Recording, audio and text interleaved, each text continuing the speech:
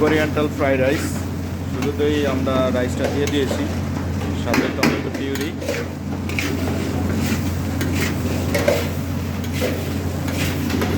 এখানে আছে হলো আপনার carrot, sweet corn, kidney beans, green red cabbage, yellow cabbage,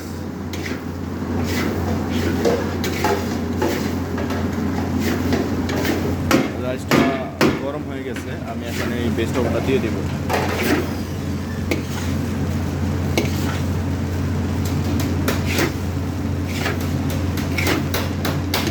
sauce sugar দেওয়া হয়েছে, এখন দেবো সস, ম্যাগি সস,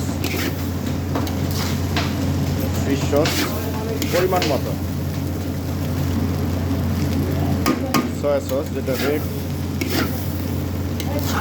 ডার্ট যেটা সয়া সস, এটা ব্যবহার করব।